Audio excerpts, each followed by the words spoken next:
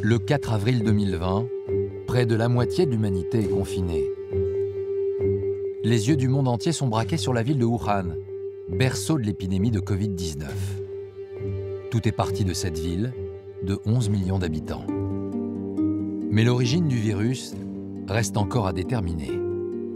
Est-il né sur un marché vendant des animaux sauvages ou dans un laboratoire? Au cœur des rumeurs, situé discrètement en périphérie de la ville, un P4, un laboratoire haute sécurité qui étudie les virus les plus dangereux et pour lesquels il n'y a pas de vaccin. Un P4, ça peut servir à trouver des vaccins, à manipuler des virus, à notamment, par exemple, trouver des virus naturels, à essayer de les rendre plus résistants. On a assez peu d'informations en réalité sur la banque de données qu'il y avait dans ce laboratoire P4. Donc en fait, c'est justement le manque de visibilité sur ce qui se fait à Wuhan qu'il y a eu des doutes, qu'il y a eu des inquiétudes. On sait encore très peu de choses de l'origine de ce Covid-19.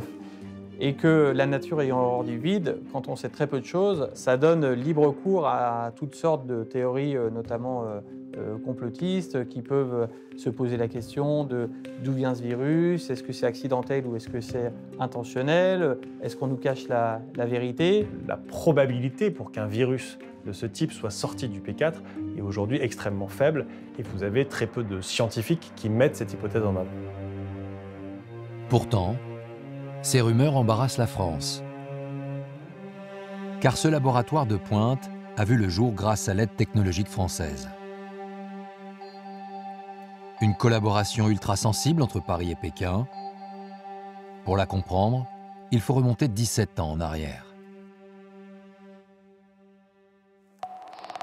Une certaine psychose s'est emparée de Pékin. Les gens cherchent à quitter la ville à tout prix. De hauts dirigeants partent se mettre au vert. Arrivé dans une capitale qui vit au ralenti, Jean-Pierre Raffarin se veut serein. Pour ce bref séjour, 30 heures placées sous haute surveillance sanitaire, les déplacements seront extrêmement réduits. Le 25 avril 2003, la Chine est en pleine épidémie d'un autre coronavirus, le SRAS, ou syndrome respiratoire aigu sévère. Le Premier ministre français Jean-Pierre Raffarin est le seul chef de gouvernement étranger à se rendre à Pékin pour montrer sa solidarité.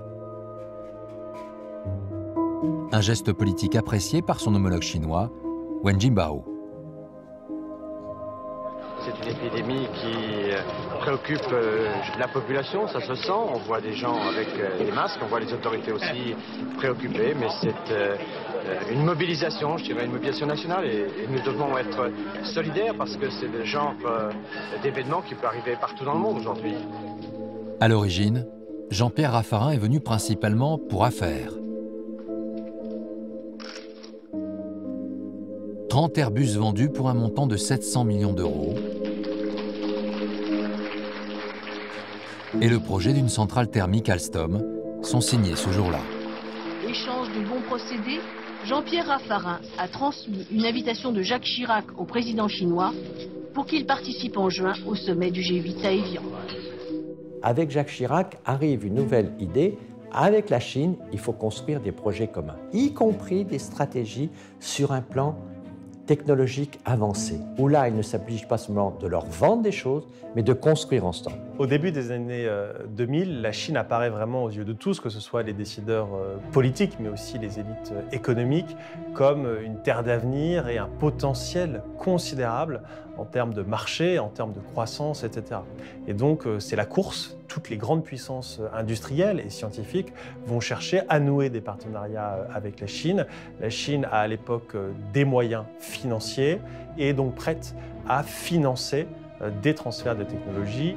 Et en cette période épidémique qui touche leur pays, les autorités chinoises sont prêtes à mettre le prix qu'il faut pour obtenir une technologie de pointe qui leur manque, celle d'un laboratoire de haute sécurité biologique, le fameux P4. Au moment de la crise du SRAS, la Chine contacte d'abord les États-Unis pour obtenir le P4 et les Américains, à l'époque, ne voulaient absolument pas livrer un P4 à la Chine. Les Américains craignaient finalement que la Chine fasse un mauvais usage du P4 et crée éventuellement des armes biologiques. Donc les Américains ont ont décliné et la Chine à l'époque, ce qui était plutôt logique, c'est tourner vers la France puisque 4 ans avant le SRAS, la France avait inauguré à Lyon le P4 Jean Mérieux, un P4 de très haut niveau, le plus gros P4 en Europe. À la différence des Américains, les Français sont prêts à révéler les secrets de fabrication de leur laboratoire, et cela afin d'anticiper et d'endiguer les futures pandémies.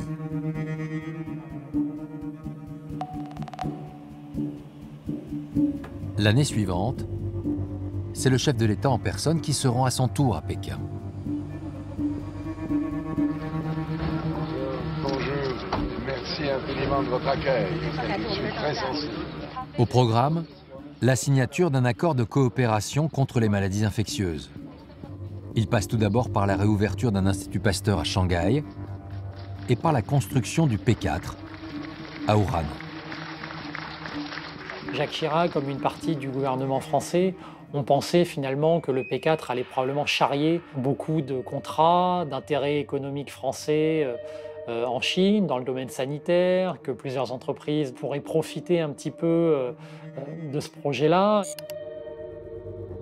Comme leurs homologues américains, la défense et le renseignement français mettent en garde le gouvernement contre un tel transfert de technologies ultrasensibles. Nos services avaient trouvé que la Chine finalement projetait à l'époque de construire 5 P4, dont certains à dimension militaire. Donc il y avait véritablement une inquiétude de ce niveau-là, puisque la Chine ne donnait pas des gages de fiabilité et ne respectait pas la parole qu'elle avait donnée aux autorités françaises. Une manière de se rassurer, après la livraison de l'outil, c'est de dire on va développer une coopération qui va permettre de garder un certain regard sur ce qui se fait sur cet outil, un certain accompagnement. Et puis, on n'est pas là juste pour construire un bâtiment, on est là aussi pour développer des synergies de recherche universitaire. La Chine a toujours mis en avant, évidemment, l'idée d'une coopération gagnante-gagnante, l'idée qu'il fallait aider les peuples respectifs, etc. Mais derrière, il y a évidemment une logique de puissance. Embarrassés par ce projet sensible, les gouvernements successifs français vont traîner des pieds. Il faudra attendre 13 ans pour que le laboratoire soit enfin inauguré par le nouveau Premier ministre, Bernard Cazeneuve. Ce laboratoire où nous nous trouvons et que nous avons bâti ensemble sera un fer de lance de la lutte contre les maladies émergentes. La France sera aux côtés de la Chine. On aperçoit un singe d'ici, monsieur. Malgré les promesses initiales, la coopération entre les chercheurs chinois et français sur les maladies infectieuses ne démarrera jamais.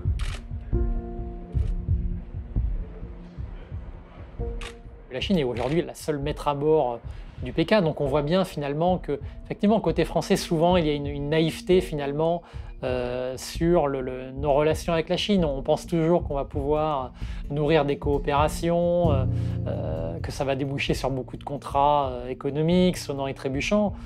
C'est rarement le cas. La France n'a rien gagné de son investissement. La Chine, elle, est maintenant dotée d'un laboratoire de pointe, déjà engagé dans la course au vaccin contre le Covid-19. Le P4 de Wuhan est le symbole du succès de la stratégie des dirigeants chinois. En 4 décennies, ils sont parvenus à hisser leur pays à la 2e place mondiale, en partie grâce au transfert de technologie. Cette ascension fulgurante est guidée par une vision à long terme, une stratégie de conquête inspirée du jeu de Go.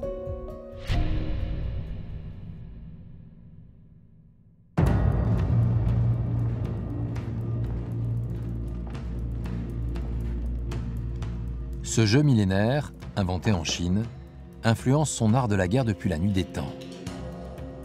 Littéralement, Weiqi, en chinois, signifie « jeu de l'encerclement ». Il s'agit non pas de détruire un adversaire en lui prenant ses pièces, mais c'est un jeu qui consiste à l'encercler progressivement en partant des extrémités pour se rapprocher du centre.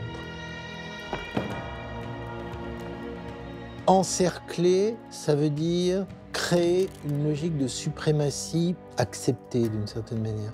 Mais ça ne veut pas dire détruire et soumettre.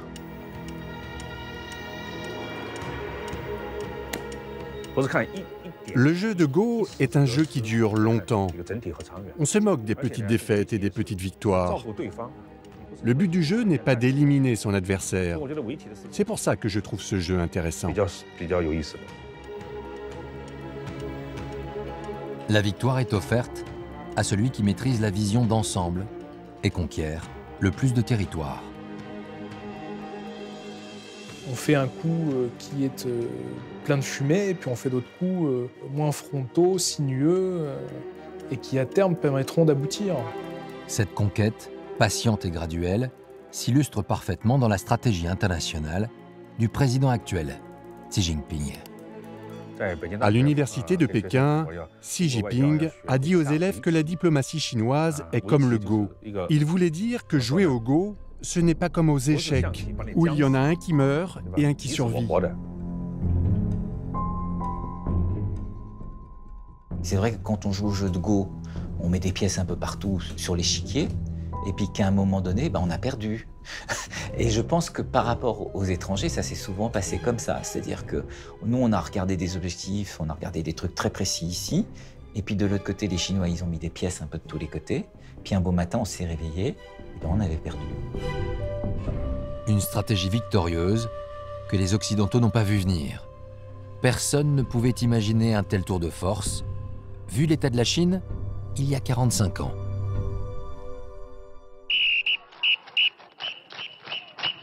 En 1975, Pékin sort de la révolution culturelle. Le chaos a décimé les élites. Mao Tse-tung est toujours au pouvoir. La révolution n'a pas tenu ses promesses d'abondance. La nourriture est encore rationnée et la disette sévit dans plusieurs régions. La Chine, isolée depuis des décennies, est un nain économique.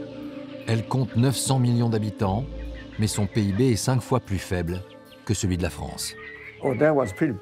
Tout était arriéré. C'était une société agricole. Des charrettes et des colonnes de chevaux dans la rue, des vélos. C'est l'un des compagnons de route de Mao, Deng Xiaoping, qui va lancer la Chine sur sa trajectoire triomphante. Sa vision d'une Chine prospère et puissante va inspirer ses successeurs pendant plus de 40 ans. À cette époque, il n'est encore que le numéro 3 du régime, chef de file du courant réformateur. Et il a une idée en tête, ouvrir le pays à l'Occident pour le moderniser. Il avait dit « la Chine ne sait pas travailler, donc il faut qu'on apprenne par les Occidentaux pour qu'ils nous apprennent à travailler à la chaîne, travailler en usine, sortir des produits, les exporter ».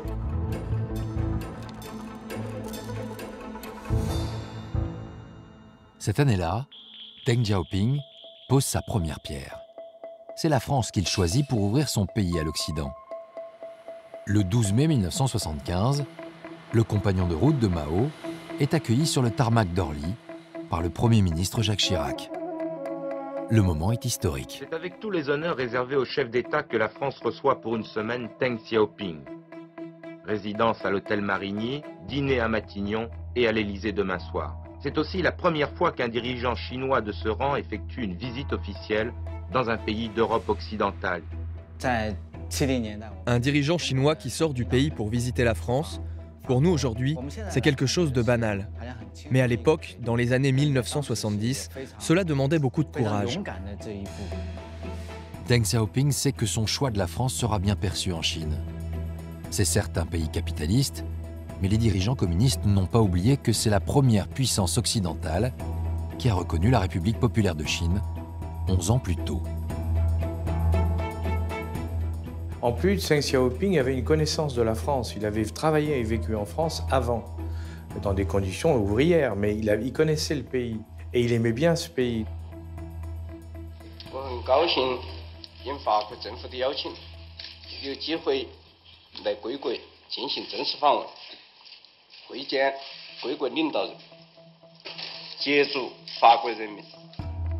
Le président Valéry Giscard d'Estaing va tout faire pour que le numéro 3 chinois découvre les dernières technologies françaises.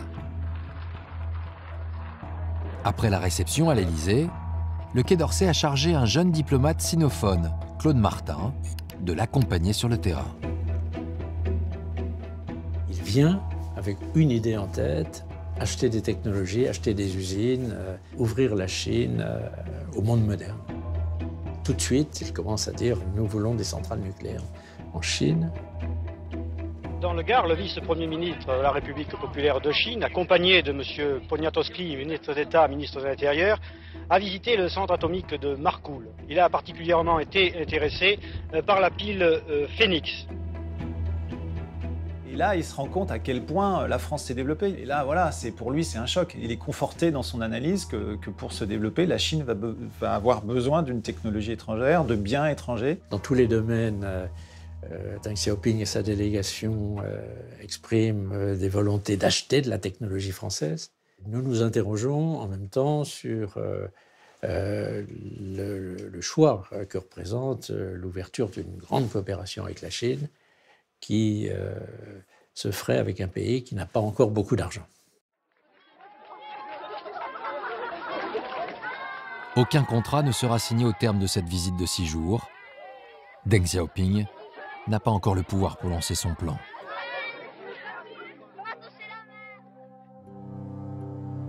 Un an plus tard, un événement va faire basculer l'histoire de la Chine.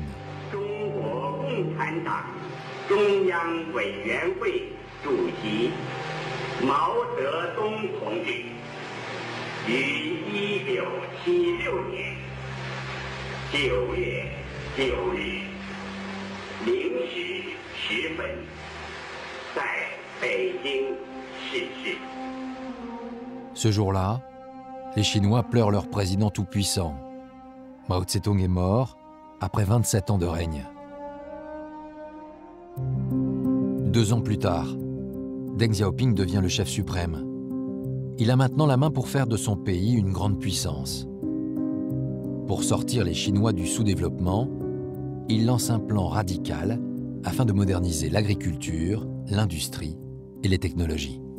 Pour construire cette économie différente, ils avaient impérativement besoin de l'aide occidentale. Il fallait qu'ils fassent profil bas. Quand je dis bas, c'est très très bas.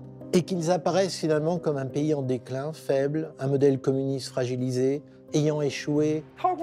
Faire profil bas est une stratégie. Et son objectif, c'est quoi?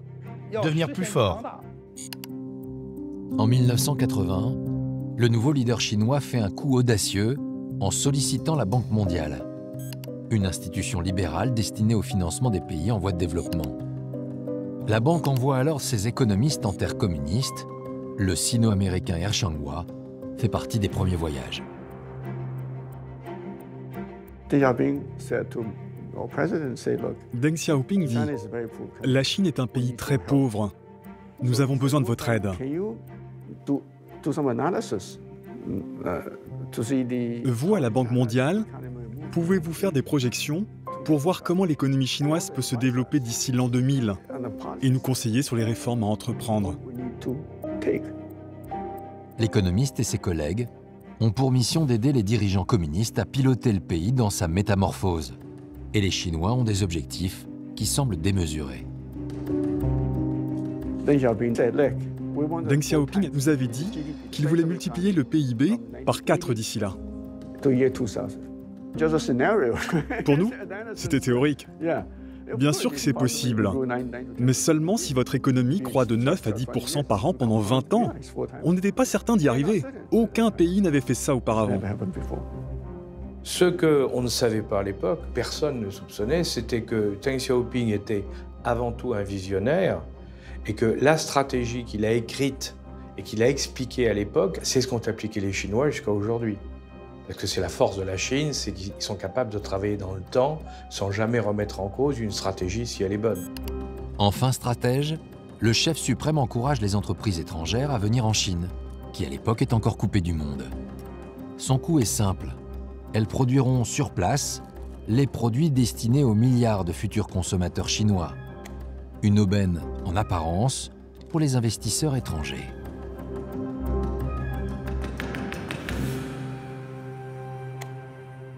Allez-y, moteur, action! It's good, Janet, it's good! It's good! Good, Janet! Les constructeurs automobiles font partie des pionniers. En 1986, Peugeot-Citroën fête sa récente implantation en Chine avec une publicité mémorable destinée à la fois au marché français et chinois. On voit tout de suite, sur le plan des automobiles, l'idée que les Chinois vont tous avoir une voiture ou deux d'ici le début du XXIe siècle. Et donc, tout le monde avait vraiment des étoiles dans les yeux. Pour montrer leur désir d'ouverture, les autorités chinoises ont été jusqu'à autoriser l'AX française à dévaler la muraille de Chine, rempart millénaire contre les invasions, tout un symbole.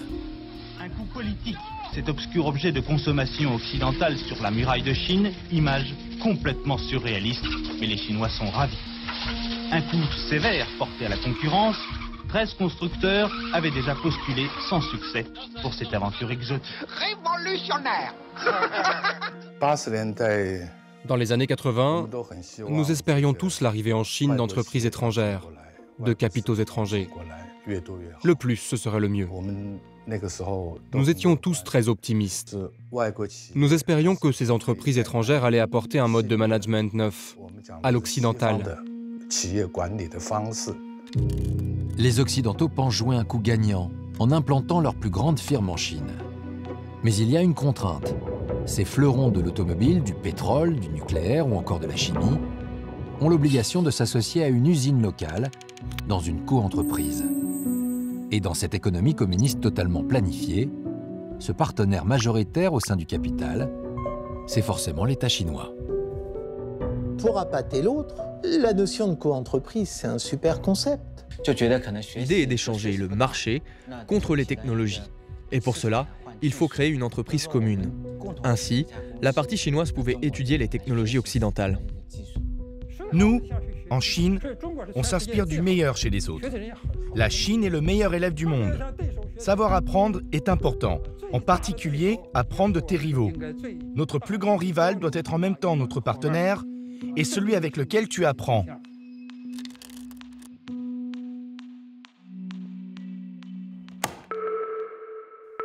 Peugeot accepte ce deal. Accès au marché chinois contre technologie française. Pour ouvrir une usine à Canton, le groupe a dû s'associer à un constructeur de camions local qu'il n'a pas choisi. Après 2 ans d'exercice, un reportage dévoile les contreparties de ce mariage arrangé. En Chine, l'ouverture sur l'étranger est à la mode aujourd'hui. Pour l'heure, l'appui des autorités est total. Et pour cause, si la majorité des pièces détachées sont importées de France actuellement, dans 10 ans, toutes les 505 breaks ou les 504 pick-up fabriquées ici seront chinoises à 90%. Petit à petit, il doit former les locaux pour étendre le marché. C'est très naturel, c'est une fusion d'intérêts. Les ouvriers apprennent à assembler de vieux modèles. Car si les Français sont obligés de partager leur savoir-faire, ils ne donnent pas tous leurs secrets à leurs partenaires.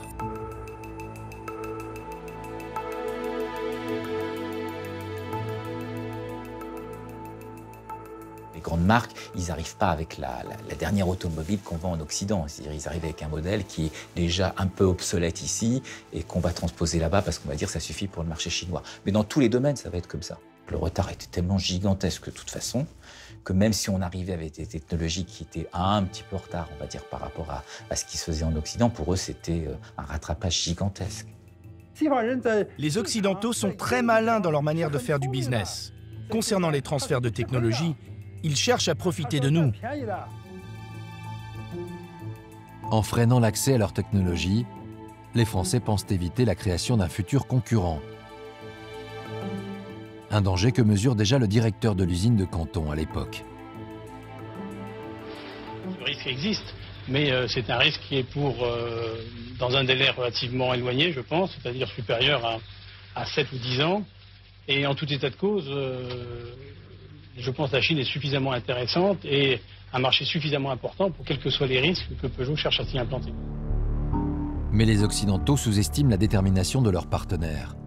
Les Chinois veulent rattraper leur retard au plus vite. Sur la machine-outil, vous pensiez qu'on avait mis un simple ouvrier qui était sur la machine-outil. Mais en réalité, ils avaient mis un ingénieur qui sortait d'une grande école pour regarder comment marchait la machine, comment on pouvait la corriger, comment ça. Ils n'hésitent pas à aller chercher les informations manquantes par tous les moyens possibles. Ça, c'est là on rentre dans la copie, l'espionnage et toutes les méthodes possibles et inimaginables. Quel que soit le risque, de nombreux grands acteurs de l'industrie occidentale tentent l'aventure chinoise, alléchés par les perspectives de croissance.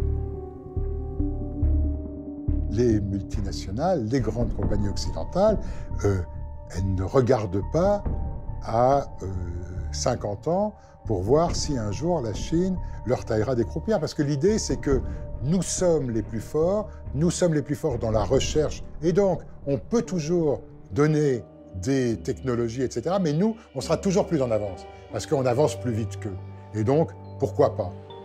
À la fin des années 80, grâce à l'ouverture économique, le pays se modernise rapidement. Le niveau de vie des citadins progresse, les produits se diversifient dans les magasins, mais ce décollage économique va bientôt se gripper, brutalement.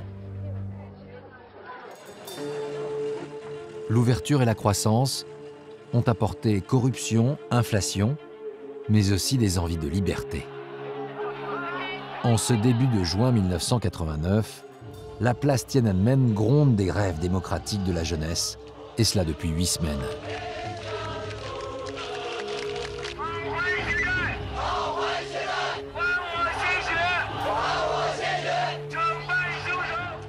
Pour y mettre un terme, Deng Xiaoping choisit la répression sanglante.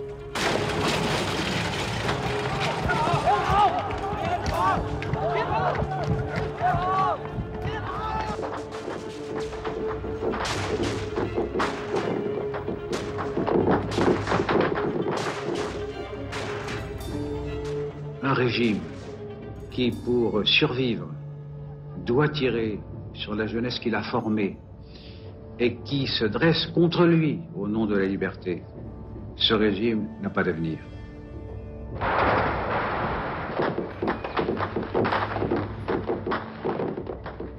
We deplore the decision to use force, and I now call on the Chinese leadership publicly, as I have in private channels, to avoid violence and to return to their previous policy of restraint. Combien de victimes ont fait ces événements? Plusieurs milliers de morts sont évoqués. Le bilan réel ne sera jamais connu. La propagande transforme la révolte démocratique en émeute contre-révolutionnaire. Dans les semaines qui suivent, plusieurs dizaines de milliers de personnes sont arrêtées. Les condamnations sont unanimes. Fin juin, l'Europe impose des sanctions, les contacts de haut niveau sont suspendus, les ventes d'armes sous embargo. Mais malgré la situation, personne ne veut vraiment rompre avec le marché chinois. Les investisseurs étrangers attendaient à Shanghai, Pékin et dans les grandes villes. Mais ils n'investissaient plus. Ils ouvraient juste des bureaux pour observer la situation. Ils n'étaient pas sûrs de la direction que prendrait le pays, même s'ils restaient intéressés. Sur le chantier de la centrale nucléaire de Daya Bay, lancé par les Français de Framatome 3 ans plus tôt, le travail se poursuit tant bien que mal. Si des brassards blancs s'affichent sur le chantier en signe de deuil et de protestation, le climat reste serein dans le village réservé aux cadres de Framatome et d'EDF. La France, qui a condamné le gouvernement chinois, n'a pas joint le geste à la parole et le chantier continue à avancer normalement en attendant d'éventuelles sanctions économiques. Pour l'instant, nous nous en tenons, compte tenu de la situation que nous connaissons, à maintenir nos engagements contractuels. En 1989 et 1990, la croissance du pays s'enraye et elle tombe à 4%. C'est le moment où le mur de Berlin tombe. En Europe, le bloc communiste se disloque et l'URSS disparaît. Le communisme paraît condamné, mais pas aux yeux de Deng Xiaoping. Les Chinois avaient toujours considéré que la grande erreur de l'Union soviétique avait été de faire la perestroïka d'abord, c'est-à-dire de mener les réformes politiques avant les réformes économiques au lieu de faire l'inverse. Et Deng Xiaoping réalisait que c'était la voie ouverte au désastre pour le Parti communiste. L'intelligence de Deng Xiaoping a été de remarquer que les États-Unis et l'Europe réussissaient. Grâce à l'économie de marché, il s'est dit « faisons pareil ». En 1992, à 88 ans, Deng Xiaoping annonce au monde un nouveau concept, il invente l'économie socialiste de marché. En entendant le mot marché, les entreprises occidentales sont rassurées et vont investir en masse. Ça va être une formidable période d'expansion économique pour la Chine. Toute la planète va investir, pas seulement l'Europe, va investir en Chine dans tous les domaines. Tout le monde voulait prendre la vague du boom économique chinois. Cela arrive rarement de trouver une telle vitesse de croissance. C'était un peu comme faire un voyage sur l'épaule d'un géant. Une chose qu'on vivait tous et qu'on voyait tous, c'est que on faisait tous la danse du ventre devant les Chinois. Le pays devient l'atelier du monde. En plus de produire pour leur marché intérieur, les Chinois fabriquent maintenant des biens de consommation pour la planète entière. Les délocalisations s'emballent, la Chine devient un Eldorado économique. Carrefour a été le premier hypermarché en Chine. Moi, je me souviens, l'ouverture de Carrefour à Pékin, à Beijing, était extraordinaire. Jamais les Chinois n'avaient vu autant de marchandises de tout genre dans un endroit. Les Chinois étaient fascinés et ça a été un triomphe. Les Français se sont dit, ça y est, on va occuper la Chine avec nos magasins. Les volumes sont énormes puisque nous avons un nombre de clients important, très important, beaucoup plus important que dans nos magasins en France pour la même surface. Et vous espérez faire des bénéfices? C'est difficile en Chine, non? Il faudra attendre. On verra ça sur le long terme. L'enrichissement de la Chine est fulgurant. Le plan mis au point par Deng Xiaoping réussit même mieux que prévu. Avec 3 ans d'avance, en 1997, la Chine a atteint l'objectif de quadrupler son PIB par rapport à 1985. C'était incroyable. Elle avait tenu le rythme de 9 à 10% de croissance par an. Fort de cette réussite sans précédent, les Chinois deviennent de plus en plus exigeants sur les conditions d'accès à leur marché. Au moment de la signature des contrats, ils mettent un maximum de pression.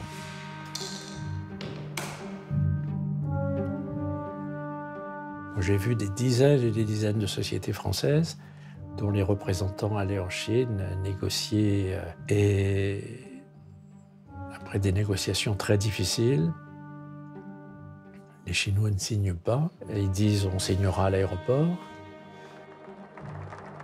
Les Chinois savent très bien quand un négociateur en face d'eux a besoin de conclure ou n'a pas besoin de conclure. S'il a besoin de conclure, il est dans une très mauvaise position, il doit tout accepter. J'ai vu énormément de sociétés, de représentants de sociétés, le couteau sous la gorge, signer des transferts de technologie au moment de l'embarquement.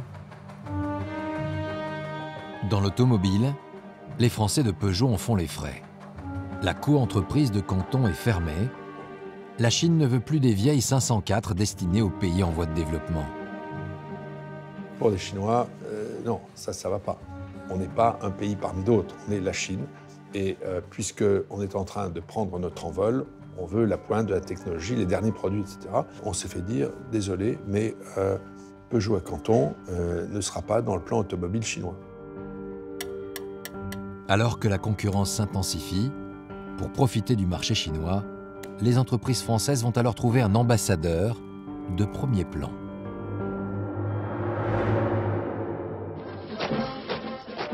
En 1997, Jacques Chirac est le premier chef d'État occidental à se rendre en Chine depuis les événements de 1989.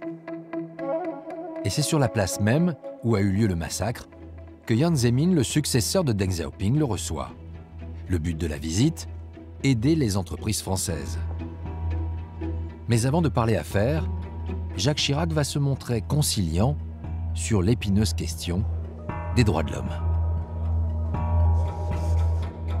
La France, qui n'a bien sûr de leçons à donner à personne, mais qui souhaite défendre partout les droits de l'homme, a ouvert avec la Chine un dialogue confiant, constructif, exigeant. Un dialogue respectueux de l'histoire, des mentalités, des traditions, des rythmes, bref, de l'identité de chacun.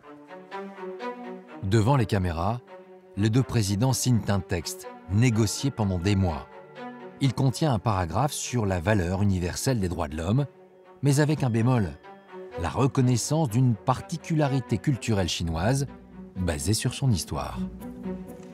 Chirac justifie, disons, sa lâcheté par une espèce de grande admiration pour une culture différente et par la volonté de ne pas choquer des représentants de cette culture millénaire. Bien sûr que la culture chinoise est ancienne, mais on ne peut pas dire que les dirigeants du Parti communiste chinois sont le représentant de 5000 ans de culture chinoise.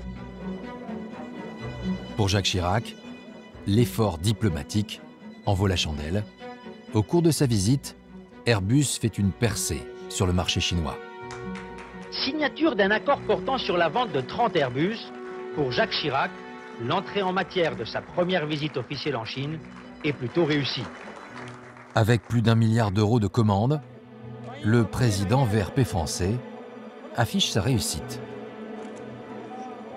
Les dirigeants occidentaux ne se cachent plus pour faire des affaires avec la Chine. Ils vont même l'aider à entrer dans le sein des saints du commerce mondial.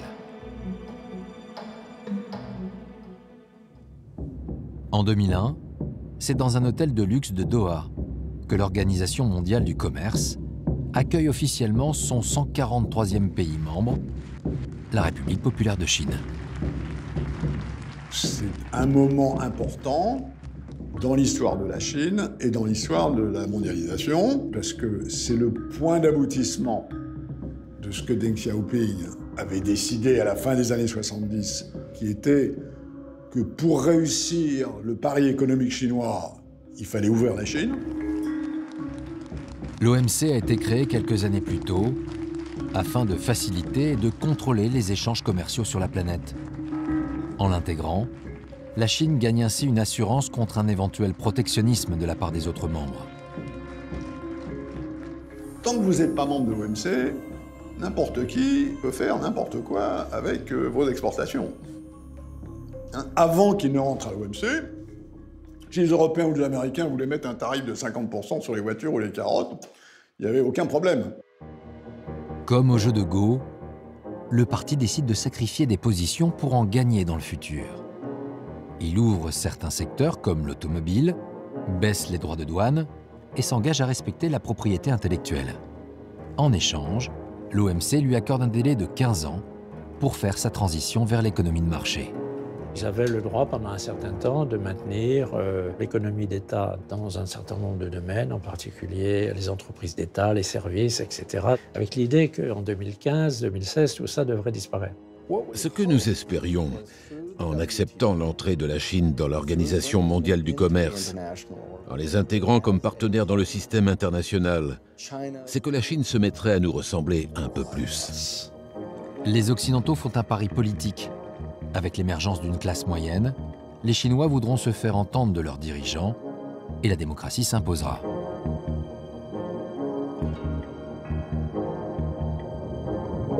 Dans l'immédiat, l'opération profite d'abord aux entreprises étrangères. Les PME voient par exemple leur activité augmenter chaque année de 20 à 30% en moyenne.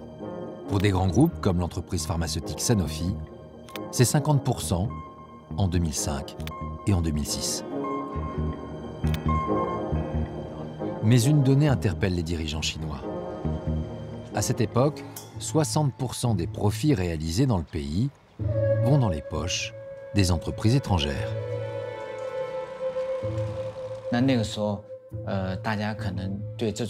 On a commencé à être de plus en plus fiers d'être chinois. Les Chinois pensaient qu'ils travaillaient beaucoup, mais c'était les Occidentaux qui en profitaient. Est-ce que tout cela était juste ? On devait fabriquer 800 millions de chemises pour acheter un Boeing. Alors on s'est demandé si le moment n'était pas venu d'améliorer notre mode de développement. L'objectif est maintenant de conduire la Chine vers la maîtrise des industries de pointe, plus lucratives.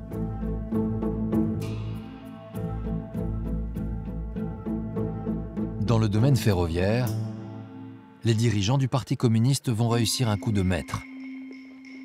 Aveugler suffisamment les industriels occidentaux pour mieux les surpasser. Depuis 30 ans, le rêve des ingénieurs chinois est de concevoir un train à grande vitesse.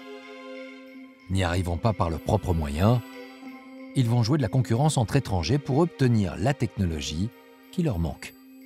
À l'époque, la Chine disait qu'il voulait développer le plus grand réseau de grande vitesse au monde. Il n'y avait pas le premier kilomètre.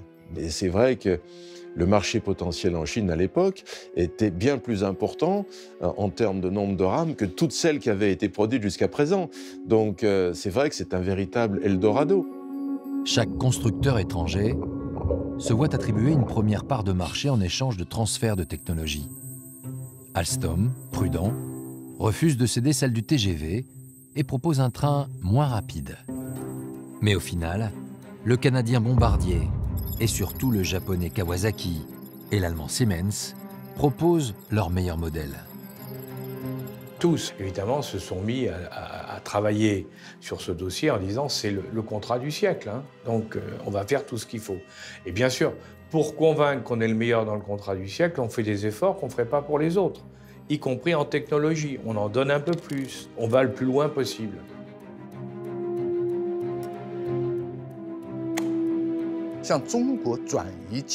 Les transferts de technologie sont pour la plupart volontairement effectués par les entreprises occidentales, qui se font concurrence entre elles. Elles ont accéléré les transferts de technologie vers la Chine et ont utilisé ces transferts pour séduire la Chine.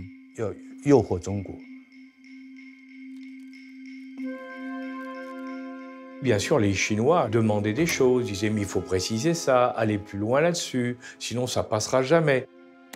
Donc ils manœuvraient pour gagner plus d'informations.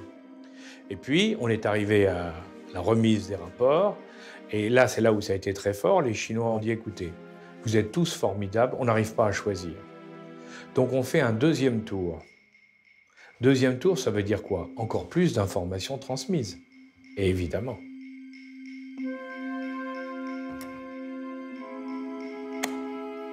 Et puis, tout le monde a remis la deuxième offre, et qu'ont dit à ce moment-là les Chinois?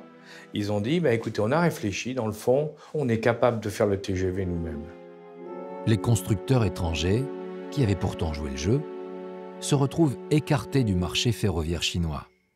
Appels d'offres biaisés, subventions étatiques déguisées ou vol de technologie, les chefs d'entreprise occidentaux souffrent de plus en plus de pratiques déloyales.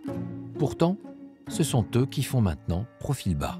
Je me souviendrai toujours de ce directeur général d'un groupe du BTP français qui me dit « On a dû quitter la Chine, on a dû fermer toutes nos usines parce qu'ils nous ont roulé dans la farine. » Moi, très naïvement, je lui demande « Mais dans ce cas, vous en avez averti vos pairs, PAIRS ou les autres groupes français impliqués ?» Ah, pas du tout. On va surtout cacher ça, vous vous rendez pas compte.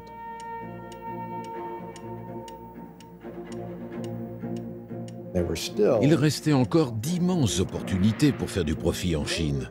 Les entreprises américaines se plaignaient à huis clos. Et quand nous leur demandions si elles allaient protester, si elles voulaient rendre cela public, elles nous répondaient « Non, car elles avaient peur de subir des représailles. » La question de ces transferts de technologie est au cœur de la visite de Nicolas Sarkozy à Pékin.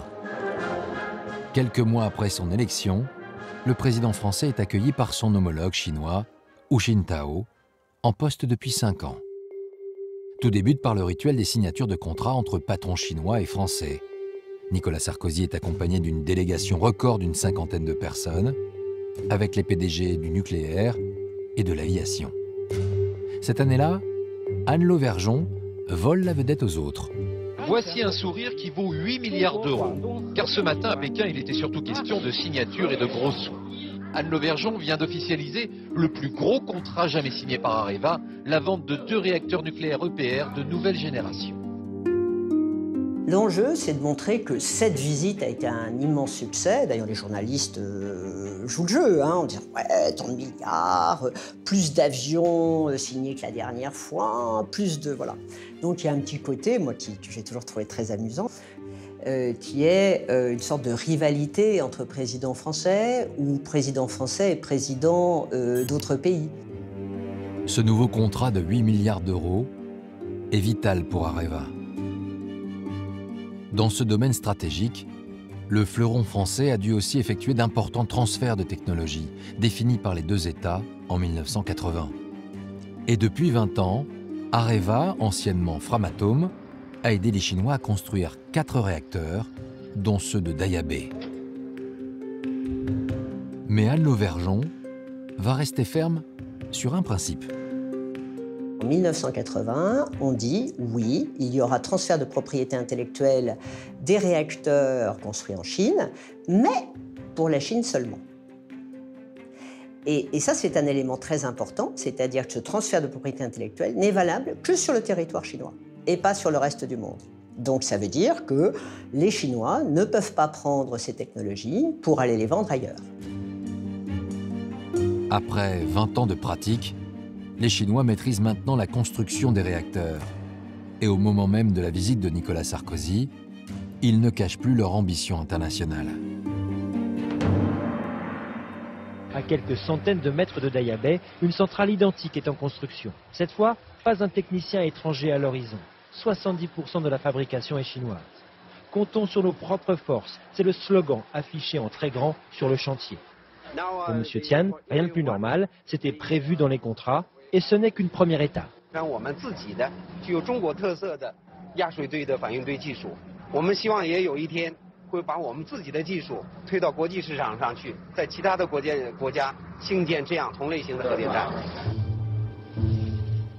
Dans cette période de transfert de technologies massif et de concurrence de plus en plus forte, le président chinois Hu Jintao encourage son homologue français à faire preuve de pragmatisme. Il y a beaucoup de gens qui militent contre le transfert de technologie, en disant « protégeons notre technologie ». À ce discours-là, le président chinois, d'ailleurs, dit à Nicolas Sarkozy, « Vous savez, partez toujours du principe avec la Chine que nous sommes aussi intelligents que vous, mais que nous travaillons plus, donc nous allons plus vite. » Sous-entendu, de toute façon, les technologies, on vous rattrape. Donc, autant construire ensemble plutôt que de vouloir se protéger l'un l'autre. Au dernier jour de sa visite, Nicolas Sarkozy clôt la polémique. Devant les étudiants chinois, il engage la France dans le sillage de cette Chine lancée à toute allure, quel qu'en soit le prix. Sur les transferts de technologie, ils ne me font pas peur. C'est un accord gagnant-gagnant que nous vous proposons. Quand il est face à la Chine, quand on lui dit « Ah, il faut faire attention à ça, il faut faire ça », ça lui dit « Écoutez, à nos ingénieurs d'être assez forts, à nos chercheurs d'être assez forts, et si on commence à avoir peur, autant céder tout de suite. » Et donc, non, Sarkozy n'a pas peur. Nous vous disons, nos meilleures technologies, nous allons les partager avec vous.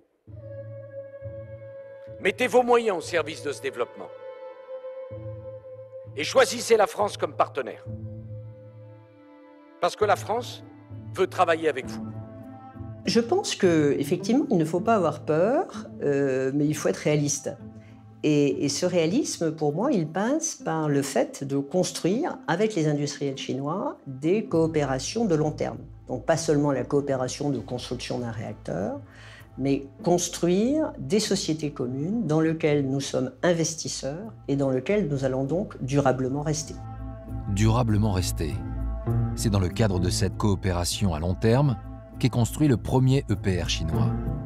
Le chantier de ce réacteur nouvelle génération débute fin 2009. Il sera terminé 9 ans plus tard. Une prouesse. Dans la construction des EPR en Chine, ce qui m'a beaucoup impressionné, et ce qui explique d'ailleurs que les EPR chinois soient à la fois en temps et en budget à l'heure, c'est les extraordinaires progrès qu'ont fait les entreprises de génie civil en Chine. Les Chinois construisent des ouvrages complexes partout, tout le temps, et ils sont capables de mettre en œuvre maintenant des technologies absolument stupéfiantes. Au même moment, les Français cumulent les déboires sur leur propre chantier de l'EPR de Flamanville.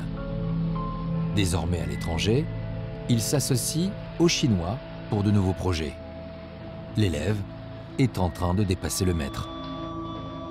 Il est normal aujourd'hui pour la Chine de chercher à être la première puissance scientifique. La question n'est pas est-ce qu'il est légitime ou non pour la Chine de le faire. Il est parfaitement légitime que les autorités chinoises le fassent.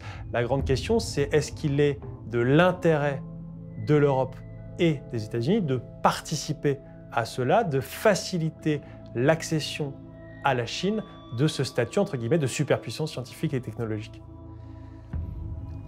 Il est probable que les industriels s'en mordent les doigts et qu'en matière de déclassement de puissance, ça soit difficile à avaler. Ouais. La Chine maîtrise désormais des technologies de pointe dans de nombreux domaines et réclame désormais son indépendance. Notre fusée, nos missiles, notre TGV. Toutes ces technologies doivent être développées de manière indépendante par les Chinois eux-mêmes, parce que ça stimule notre fierté d'être Chinois. Donc l'innovation dans ces domaines ne doit plus se faire dans le cadre d'une collaboration sino-étrangère, mais par les Chinois tout seuls.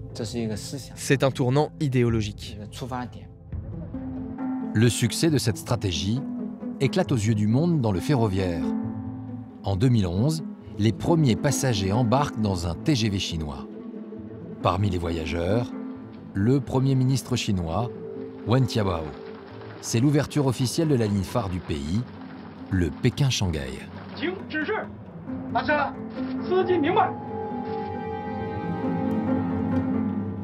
C'est dit que ça y est, le transfert a été fait, qu'ils se sont appropriés la technologie de nos concurrents, puisque ça ne pouvait pas être la nôtre, et qu'avec ou sans l'aide de nos concurrents, ils l'ont fait évoluer.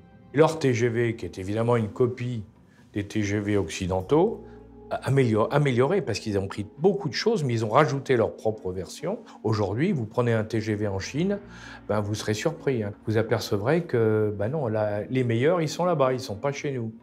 Et du coup, ben, les Chinois font maintenant le tour du monde en disant à tous les pays du monde, vous voulez acheter un TGV, venez voir le nôtre, c'est le meilleur, c'est le plus beau, achetez-le. Les officiels saluent les prouesses de leurs ingénieurs et reconnaissent sans complexe qu'ils doivent beaucoup aux étrangers.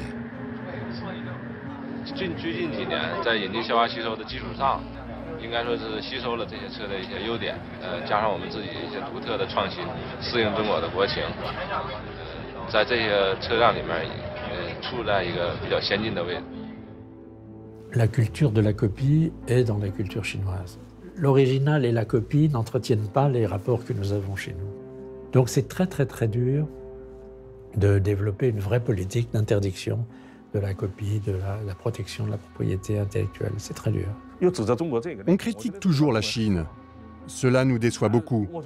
Comment ça, on a volé vos technologies? Au début, c'est vrai. La Chine a copié les modèles importés. Ensuite, on s'est entraîné et on les a exportés. C'est pour cela que vous êtes très inquiets. Ce succès aurait été impossible sans le soutien financier et politique du Parti communiste.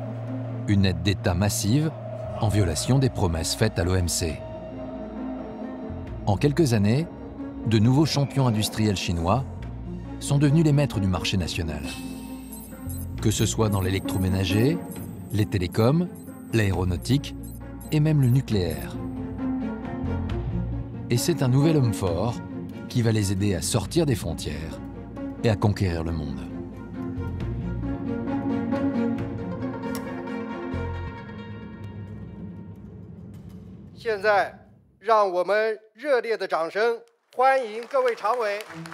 L'homme qui s'avance dans la salle de conférence du Palais du Peuple vient de devenir officiellement le maître de la deuxième puissance mondiale pour les 10 prochaines années. Il s'appelle Xi Jinping. À première vue, il ressemble aux apparatchiks qui l'ont précédé, comme Jiang Zemin ou Hu Jintao. La première impression sur Xi Jinping était très confuse. Les gens ne savaient pas que penser de lui. Son chemin vers le sommet était caractérisé par le fait d'être plutôt terne, de ne pas sortir du lot. Car dans la culture chinoise, le clou qui sort est celui qui se fait taper dessus. Et donc, le premier réflexe, à la fois des Chinois mais aussi des étrangers, ça a été de croire que ça allait être un dirigeant réformateur. Ce jour-là, il va prendre la presse internationale de court, en affichant tout haut, à la différence de ses prédécesseurs, de grandes ambitions pour la Chine.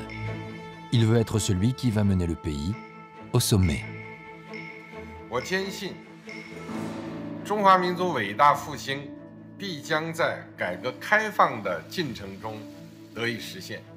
Deng Xiaoping Deng Xiaoping avait toujours eu une politique de profil bas. Avant, il ne fallait pas aller claironner sur la scène internationale que la Chine était grande et forte. On s'en tenait à dire que la Chine était un grand pays en voie de développement. Mais Xi Jinping considère que la Chine est déjà grande et forte et que le pays doit assumer le rôle d'une grande puissance sur la scène internationale.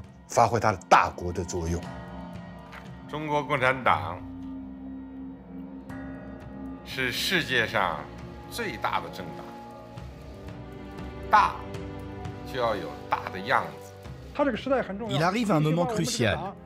Il doit conduire notre parti vers davantage de puissance et de grandeur. Sa génération a toute l'histoire chinoise entre ses mains. Immédiatement, le nouveau leader affirme son autorité en lançant une campagne anti-corruption d'une ampleur exceptionnelle. Dès 2013, Xi Jinping s'attaque aux cadres du parti qui se sont enrichis illégalement durant le boom économique. En 5 ans, 1,5 million d'entre eux sont punis. Cette campagne contre la corruption permettra à Xi Jinping de reprendre en main entièrement le parti et d'éliminer toute forme d'opposition. C'est un moyen à la fois de se débarrasser de ses rivaux éventuels et en même temps, c'est un moyen de gagner le soutien de la population en punissant ceux qui, par leur corruption, pourrissent la vie des petites gens. Et le monde entier va bientôt réaliser que pour maintenir le parti au pouvoir, Xi Jinping est prêt à aller beaucoup plus loin. En 2014, il s'attaque à une célèbre journaliste dissidente. Gao Yu est une figure de la révolte de Tiananmen.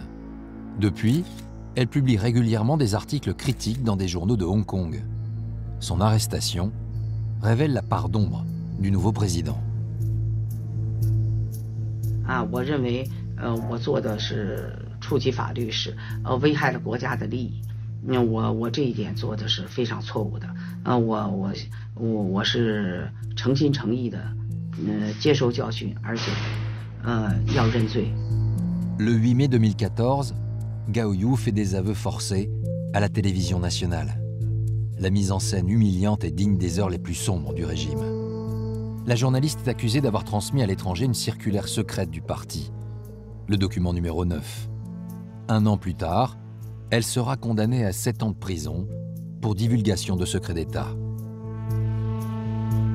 C'est sa toute première interview depuis sa libération en 2015 pour raisons médicales. Au tribunal, je leur ai dit que ce n'était pas moi qui avais révélé un secret d'État. Je n'avais donné le document à personne. Il était disponible partout sur Internet et presque en version intégrale. Et si les juges estimaient que ce document était un secret du parti, alors c'était eux qui étaient coupables de l'avoir révélé au monde. Le procès de la journaliste met au grand jour l'autoritarisme de Xi Jinping et sa ligne politique très dure. Ce document numéro 9 met en garde contre 7 périls en provenance de l'Occident. Parmi ces sujets devenus tabous, la démocratie constitutionnelle, le journalisme à l'occidental, la société civile, c'est-à-dire les organisations non gouvernementales, et les valeurs universelles, comme les droits de l'homme.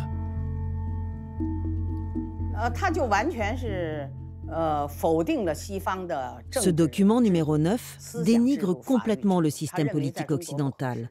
Il dénigre également le mode de pensée occidental et son système judiciaire indépendant qui ne sont pas transposables en Chine. Quand Deng Xiaoping était au pouvoir, il y avait certaines libertés, certaines ouvertures politiques. Par exemple, on autorisait les professeurs à utiliser en cours des manuels occidentaux. On publiait des livres occidentaux. Et les intellectuels pouvaient discuter de manière relativement ouverte de l'avenir de la Chine et critiquer légèrement le système de parti unique.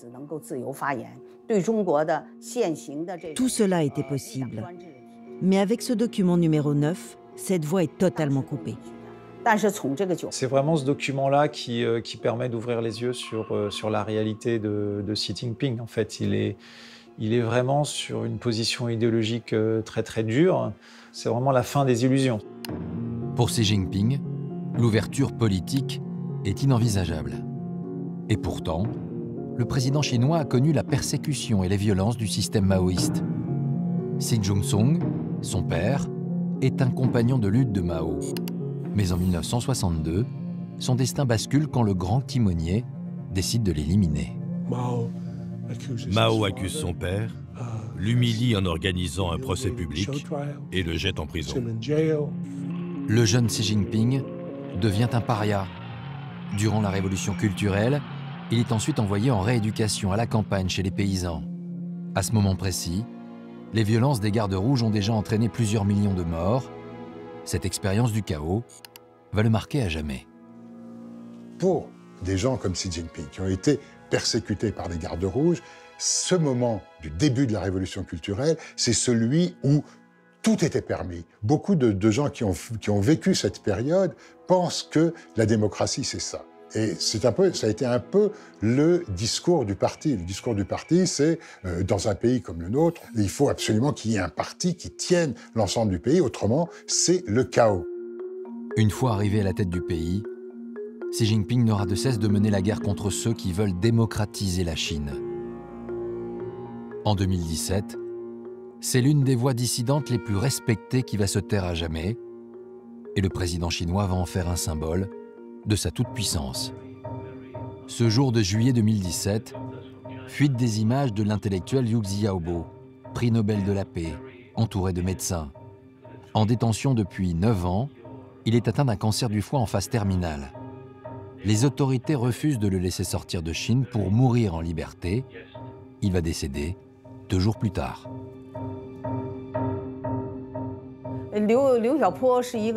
Liu Xiaobo était un homme remarquable.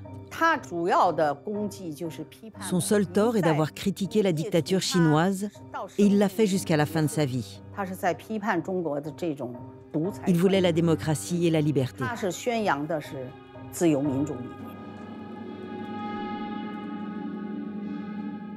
Xi Jinping, il a l'intention d'apparaître comme quelqu'un qui est fort.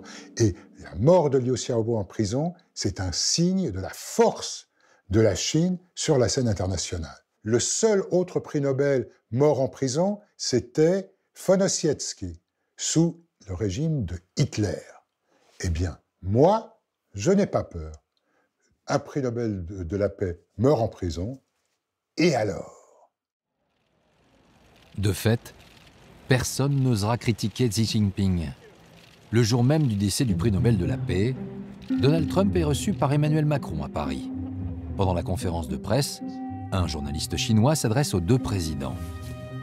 Phoenix TV of China. Ma question est adressée à 2 présidents.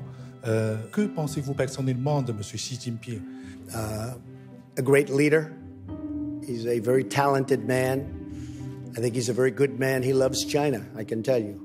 We're now working on some trade deals. He's been very nice. He's let, as you know, beef go back in. Je pense que vos hommes politiques ont été transformés par les intérêts économiques. Ils sont maintenant du même niveau que nos commerçants des diasporas chinoises. Ils n'ont que l'argent dans les yeux.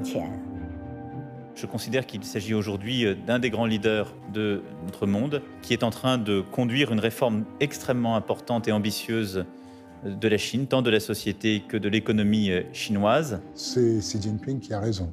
Rien ne s'est passé à la suite de la mort de Liu Xiaobo. On a continué à traiter avec la Chine de manière tout à fait normale. Donc la Chine est un pays normal. La Chine est très puissante. Qu'elle soit vertueuse ou pas n'a aucune importance. Il suffit que tout le monde nous craigne, reconnaisse nos succès. En revanche, le fait que le comportement de notre pays soit aux normes internationales, soit irréprochable, nos dirigeants s'en fichent. Tout en durcissant son emprise sur le pays, Xi Jinping n'a plus peur d'imposer la Chine sur la scène internationale, quitte à bousculer l'ordre mondial. En 2017, la richesse nationale du pays est maintenant 4 fois plus importante que celle de la France et le salaire moyen des citadins a été multiplié par 100 en moins de 40 ans. La Chine talonne à présent les États-Unis et elle compte bien les dépasser.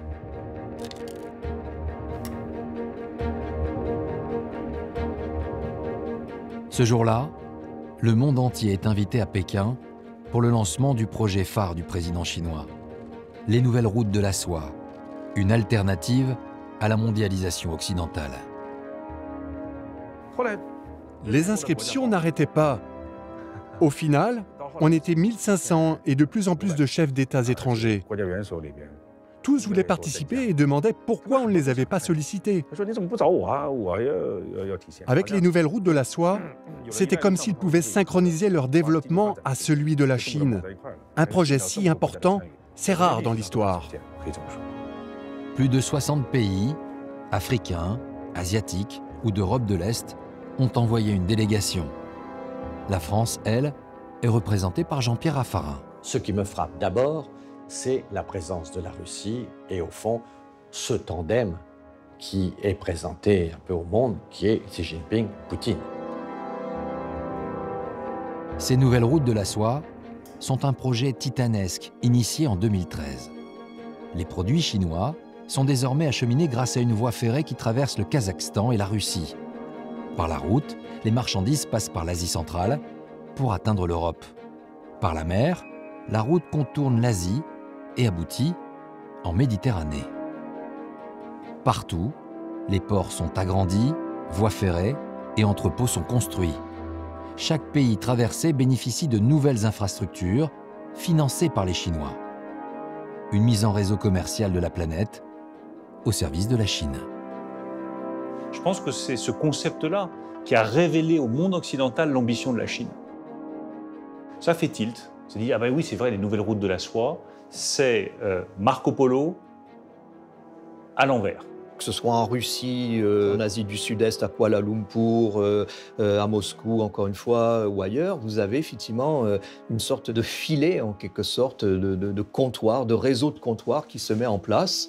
Et par toutes diverses formes, encore une fois, que ce soit des comptoirs, des terminaux ferroviaires, des centres logistiques, des zones exclusives et économiques, etc. Il y a toutes sortes de formules.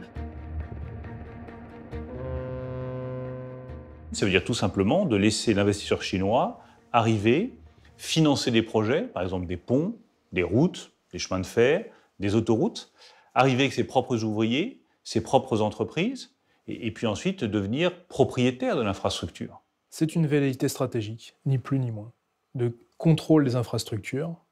Ça permettra de contrôler de bout en bout la chaîne d'approvisionnement, de captation, de marchandises, de transport, de logistique, et à terme, après, d'avoir des bastions, des pavillons avancés de la présence, de l'influence chinoise. Et pour séduire, le président chinois a un argument de poids. Il promet d'investir 1000 milliards de dollars dans les infrastructures. L'avantage pour beaucoup de pays, il est très simple. C'est que vous avez de l'argent disponible à foison immédiatement. D'ailleurs, c'est une vraie question qui se pose pour l'Europe, parce que vous avez beaucoup de pays, par exemple des pays des Balkans, qui disent « Mais écoutez, nous, on n'a pas le choix. Où est-ce qu'on trouve l'argent pour construire nos routes, pour construire nos chemins de fer, pour investir, pour avoir des infrastructures modernes? Nous, on n'a pas suffisamment d'argent. Vous, Européens, vous ne nous en apportez pas. Donc on se tourne vers la Chine. »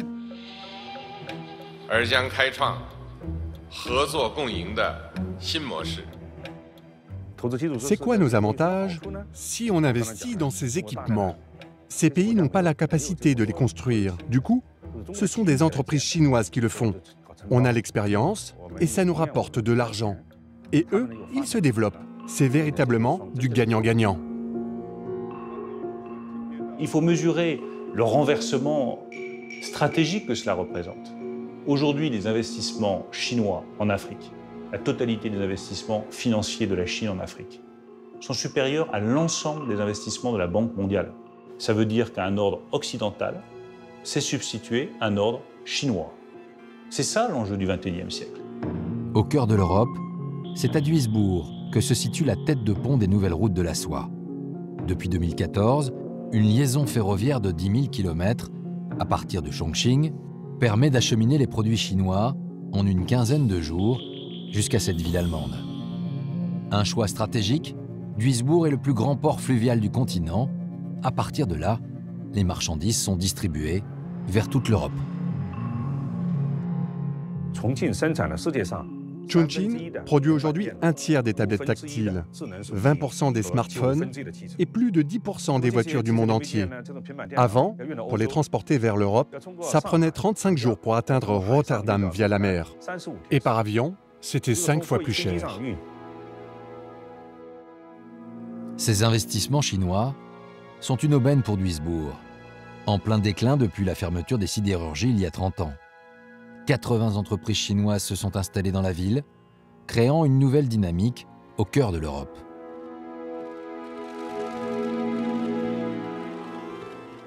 Xi Jinping s'affirme comme le chef d'orchestre d'une mondialisation alternative. Et il va faire une démonstration de force pour asseoir son nouveau rôle international.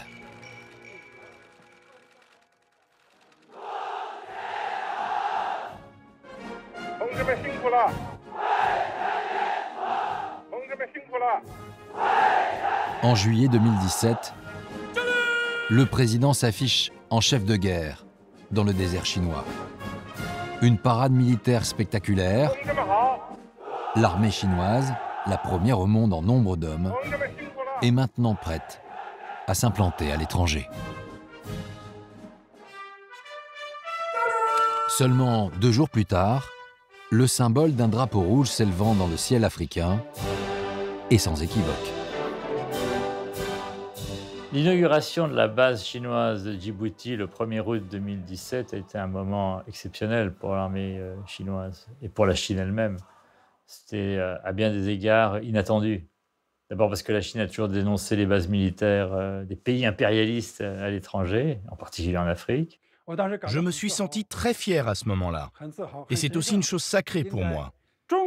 Maintenant, l'armée populaire de libération n'a pas seulement la capacité de défendre les 9 millions de kilomètres carrés de territoire chinois, mais elle a la capacité de sortir des frontières pour aller protéger les intérêts de l'État chinois à l'étranger. Aujourd'hui, on a notre première base militaire. Et c'est vraiment peu. Les Américains, ils en ont combien déjà à l'étranger? Certains disent plus de 400 bases militaires. C'est beaucoup, en tout cas par rapport à nous. L'arrivée de l'armée chinoise à Djibouti prend le monde entier de court. Entre l'annonce et l'inauguration, il s'est écoulé à peine 2 ans. Le petit État de la Corne de l'Afrique est un point stratégique du commerce mondial, à l'entrée de la mer Rouge qui mène au canal de Suez. 5 pays, dont les Américains et les Français, y ont déjà une implantation militaire. Avec leur base, les Chinois veulent sécuriser leur route de la soie maritime.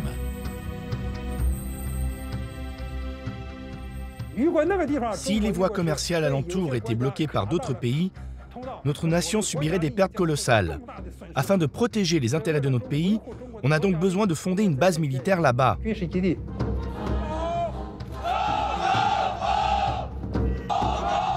On a une base militaire chinoise dans laquelle on ne sait pas combien il y a de soldats très concrètement, 500, 800, 8000, 10 000. Alors on a tout ce qui sort dans la presse. Les Chinois eux-mêmes sont colporteurs de fausses informations, de rumeurs.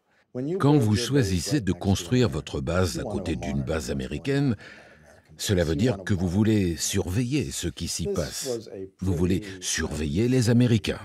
Leur approche a été, je dirais, brutale, et c'est effectivement la manière dont cela a été perçu.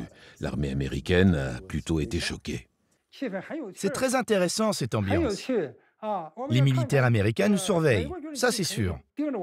Nous aussi, on peut regarder la manière dont ils ont construit leur base, comment ils opèrent. On a besoin d'estimer leurs forces afin de se protéger de leur hégémonisme et d'éviter qu'ils ne fassent de mauvaises choses. L'armée chinoise accélère sa modernisation. En 4 ans, elle a construit l'équivalent de toute la flotte française. Et la création d'autres bases militaires dans le monde serait en cours de négociation. Une autre implantation commence à inquiéter les Occidentaux. Une implantation technologique. Le géant high-tech Huawei se vante d'avoir conquis 230 villes dans le monde avec son système futuriste de villes sûres. Dans ce film promotionnel, l'entreprise chinoise en détaille les atouts. Intelligence artificielle, 5G, réseau de caméras et reconnaissance faciale y sont combinés pour optimiser la sécurité. En développant des Safe City, ils n'offrent pas seulement un kit de technologie, ils offrent tout un système de gestion des comportements dissidents. Le seul problème, c'est que dès que ce système est mis en place, le système il peut être privatif de liberté ou il peut aider la société à mieux fonctionner. Ça dépend qui on a au gouvernement, qui en a en tête. En Chine, ces technologies révèlent tout le potentiel de contrôle de la population. Huawei, bien qu'entreprise privée, est l'allié du parti et de ses services de sécurité.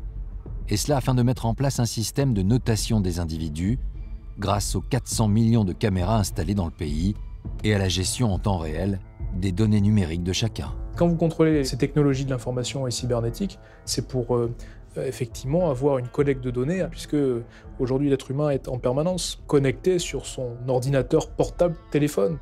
Donc les données, ce que l'on fait, où est-ce qu'on va, nos goûts, nos préférences, différentes orientations, jusqu'aux idées politiques. La généralisation de ces nouvelles technologies, hors de Chine, présente aussi un autre danger, celui de pouvoir interférer dans le fonctionnement d'une ville ou d'un pays. Demain, avec la 5G, vous aurez notamment des objets connectés, vous aurez notamment les véhicules autonomes qui fonctionneront grâce à la 5G.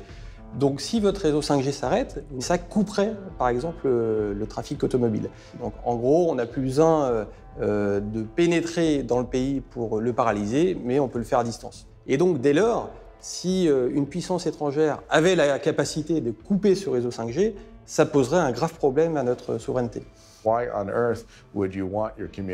Comment diable pouvez-vous accepter que vos systèmes de communication soient gérés par une entreprise liée de près à un État autoritaire qui ne croit pas en la liberté des communications?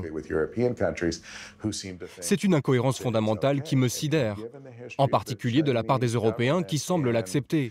Et vu la manière dont le gouvernement chinois utilise depuis toujours la technologie pour espionner ses propres citoyens ou les étrangers, cela me semble une pure folie. Le déploiement de la 5G est un enjeu stratégique et commercial. D'ici 2035, elle sera au cœur d'une économie mondiale pesant 12 000 milliards d'euros. Huawei est le mieux placé pour rafler la mise.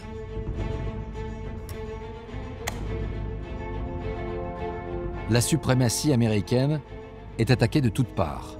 Numérique, énergie, BTP, les géants chinois occupent désormais les premières places mondiales.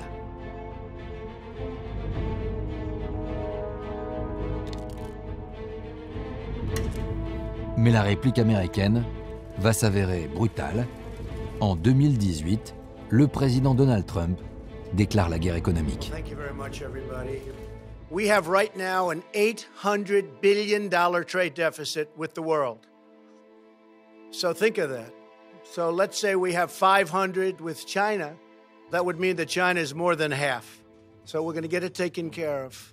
And frankly, it's going to make us a much stronger, much richer nation. Quand les États-Unis ont vu la Chine sur le point de les dépasser, ils ont réagi comme des fourmis dans une casserole toute chaude, très nerveux. À Washington, toute la classe politique s'est réveillée, en alerte, et même un peu hystérique. Il n'y a aucun doute. La Chine est devenue plus forte et empiète sur les positions américaines. Ce jour-là, Donald Trump signe un ordre imposant des surtaxes douanières de 60 milliards de dollars sur des produits chinois. This is the first of many. This was number one, but this is the first of many.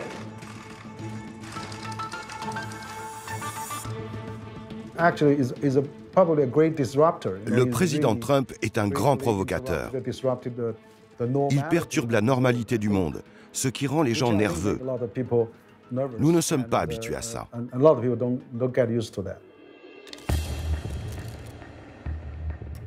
Les Chinois ripostent du tac au tac. Mais le président américain maintient la pression. Il va oser s'attaquer au géant des télécoms, Huawei.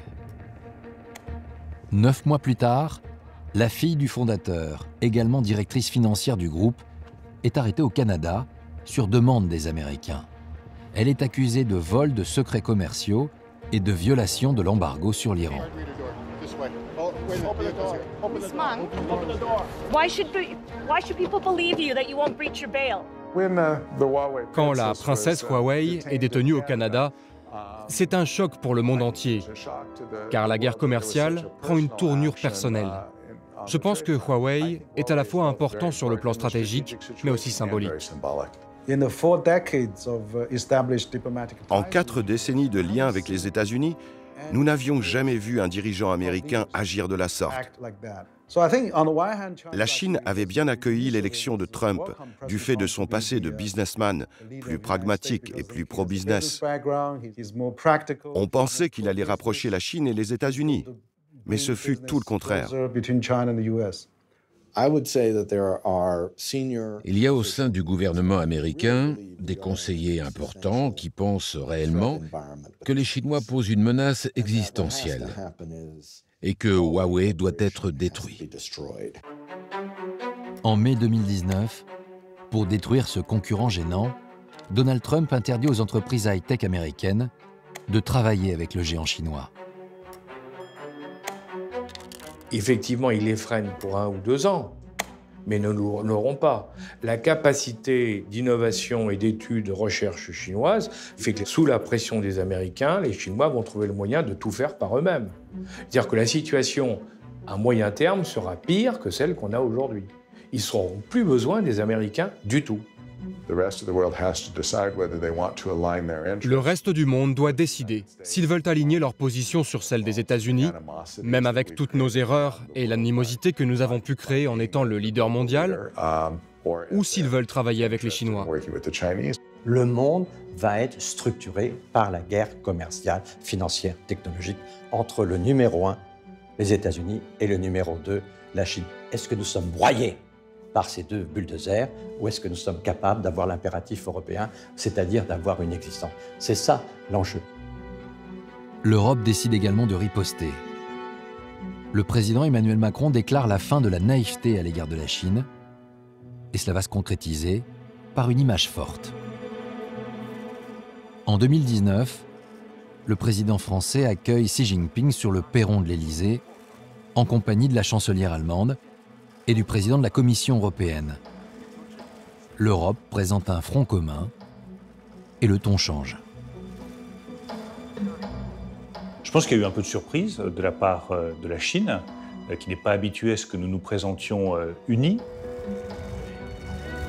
Tout ça est resté très diplomatique, très feutré, il n'y a pas eu d'éclat de voix. On n'est pas dans une rhétorique assez agressive comme peut l'être Donald Trump, le président américain, mais là on est quand même dans un changement d'époque en fait. Les Chinois ont toujours mis en avant leurs intérêts et qu'aujourd'hui l'heure est venue pour l'Union européenne de mettre elle aussi en avant ses intérêts et que donc il faut trouver une nouvelle politique. C'est l'intérêt de la France comme de l'Europe d'avoir de bonnes relations commerciales avec la Chine, c'est ce que nous essayons de faire, mais sur la base d'un rapport d'équité, pas sur la base d'un rapport de soumission.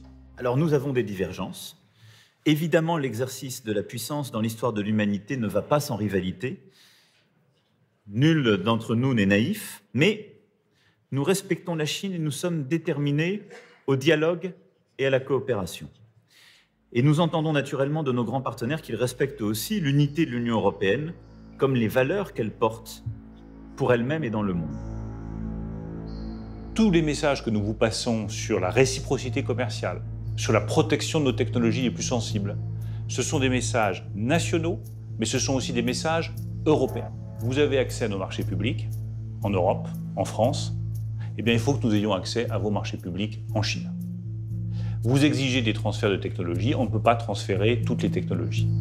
Vous apportez des aides publiques à certains de vos constructeurs, eh bien nous, enfin, en Europe, on accepte d'apporter des aides publiques à certaines filières industrielles qui démarrent. Il y a quelque chose de juste dans l'idée qu'aujourd'hui, la Chine n'est plus un pays en développement comme elle l'était il y a 20 ans, et donc qu'elle doit accepter des disciplines supplémentaires, par exemple sur le contrôle des investissements, ou sur la réciprocité en matière d'investissement, l'Union européenne a durci sa position.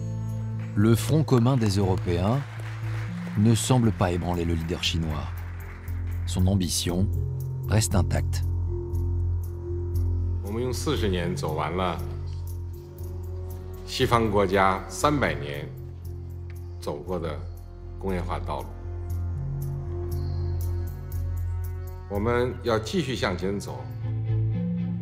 Xi Jinping a le temps pour lui. Il a réussi à faire changer la Constitution et est devenu président à vie. Jamais, depuis Mao Tse-tung, un dirigeant chinois n'a concentré autant de pouvoir. Il paraît avoir la main pour réaliser son ambition, hisser la Chine à la première place mondiale. Dans le fond, pour Xi Jinping, on revient à l'ordre naturel des choses. Il y a eu une éclipse de 3 siècles, entre le XVIIe et la fin du XXe siècle. Durant cette éclipse, la Chine n'était plus au centre du monde, elle était repliée sur elle-même. Et là, d'une certaine façon, les choses reprennent leur cours normal. La planète se réorganise autour de la Chine. Les Chinois sont convaincus que la guerre commerciale avec les Américains, ils la gagneront. Et toujours avec le même raisonnement, c'est qu'eux, ils se battent sur 15 ans, 20 ans, 30 ans, 50 ans, alors que le président américain, il se bat pour la prochaine élection.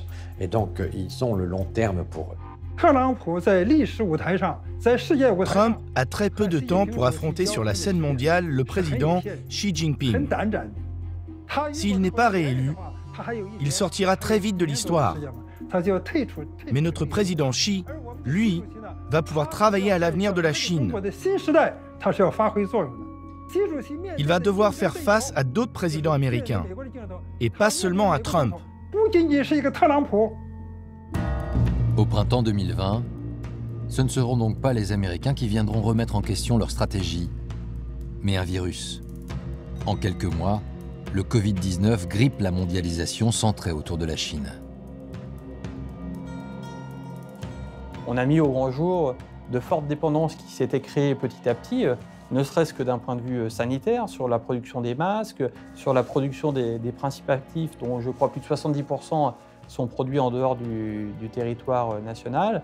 Et donc la situation qu'on a vécue appelle à un véritable sursaut stratégique pour reprendre en main notre destin, y compris d'un point de vue sanitaire, et ne pas se contenter de dire « mais si on a besoin de masques, la Chine saura les produire ». Aujourd'hui, c'est vrai que la pandémie a mis en lumière ces failles et cette espèce de déresponsabilisation, de fuite en avant qui a accompagné les politiques européennes et occidentales ces dernières années. La question n'est pas du tout de remettre en cause la mondialisation ou de remettre en cause les échanges internationaux, mais c'est d'être moins vulnérable, d'être moins exposé aux risques où, en cas de crise, les chaînes de production sont trop délocalisées et donc nous rendent vulnérables.